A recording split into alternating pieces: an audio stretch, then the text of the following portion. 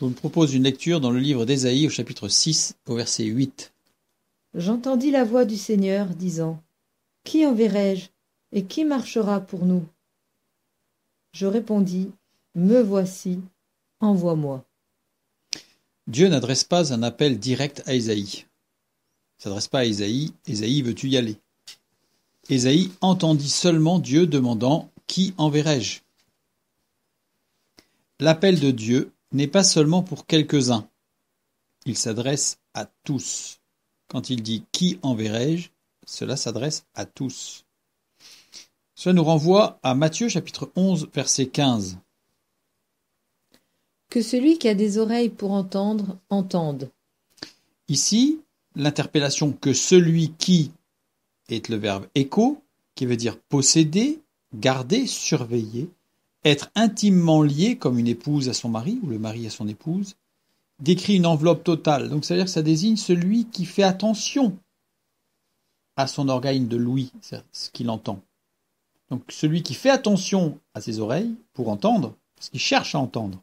Et le verbe entendre, akouo, qui veut dire percevoir le sens de ce qui a été dit.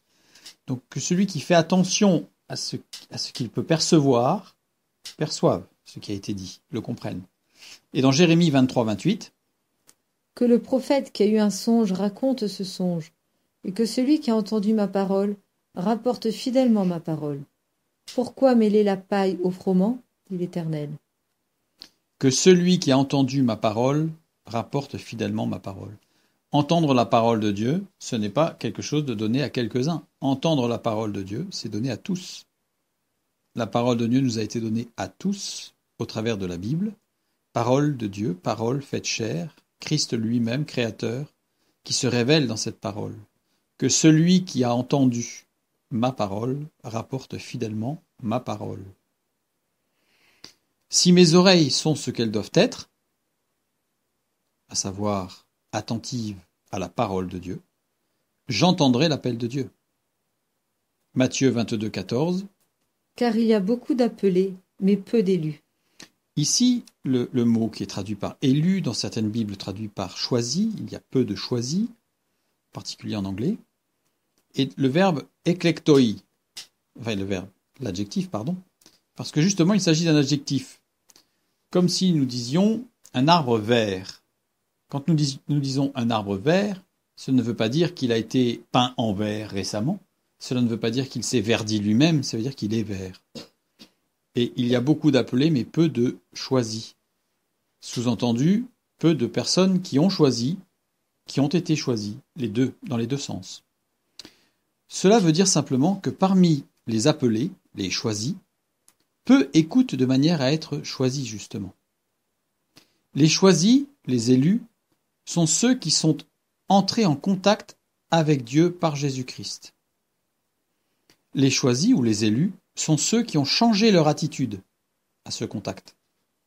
Les choisis ou les élus sont ceux dont les oreilles, débouchées, perçoivent le murmure doux et subtil de la parole de Dieu, qui répète sans cesse : Qui marchera pour nous ? Quand on parle de ceux qui sont choisis, il ne s'agit pas d'un appel direct à un individu à qui Dieu dirait : Toi, comme il aurait pu dire à Ésaïe, toi Ésaïe, il te faut aller. Pas du tout. Dieu n'a pas du tout contraint Ésaïe, ou il ne lui a pas mis la pression. Ésaïe se tenait devant Dieu, et il entendit l'appel de Dieu. Et il se rendit compte qu'il n'avait qu'un seul parti à prendre, une seule réponse à faire, Ésaïe. Me voici, envoie-moi. Pourquoi ? Parce que c'était le désir de son cœur. Il ne faisait que répondre presque naturellement à l'appel de Dieu qu'il entendit. Qui enverrai-je ? Ésaïe répond : moi. Il faut se débarrasser de l'idée que Dieu viendra nous chercher, avec des injonctions, presque des commandements, avec des requêtes, absolument pas. Quand Jésus appela ses disciples, il n'exerça sur eux nulle contrainte. Son appel, à la fois ardent et serein, était « Suis-moi ». Suis-moi, ce verbe suivre, akolouteo, qui veut dire se joindre comme disciple, devenir ou être un disciple. Ce mot est formé de deux particules. Alpha au départ, qui est la particule de l'union, d'union, et keleutos, qui veut dire la route. Donc Jésus invite les disciples à faire route avec lui, à ne faire qu'une seule route ensemble, qu'un seul chemin, pas à marcher un bout de temps ensemble, mais à ne faire qu'un seul chemin, qu'une seule route ensemble. Jean 6, 66. Dès lors, plusieurs de ses disciples se retirèrent, et ils n'allaient plus avec lui. Les disciples ont bien entendu ce que Jésus voulait d'eux. Ils ont entendu. Mais au lieu de répondre « nous voici », ils ont déserté. Ces disciples-là ne suivaient pas akolouteo, comme nous venons de le voir, savoir ne faire qu'une seule route avec Jésus ou se joindre pour devenir disciples. Donc ces disciples ne suivaient pas Jésus. Ils étaient d'accord avec Jésus, sans plus. Ils acquiesçaient aux paroles et aux actes de Jésus. Ah oui, c'est bien dit, c'est bien. Ils côtoyaient Jésus. C'était un homme bon, Jésus. Ils fréquentaient Jésus. Une bonne fréquentation. Mais en fait, ils n'étaient pas des disciples. Ils étaient des fans de Jésus. Ils le trouvaient sympathique, voire sympa, gentil, bon, intelligent, sage, réconfortant. Mais ils ne faisaient pas route avec lui. Ils n'étaient pas sur la même route que lui. Et nous,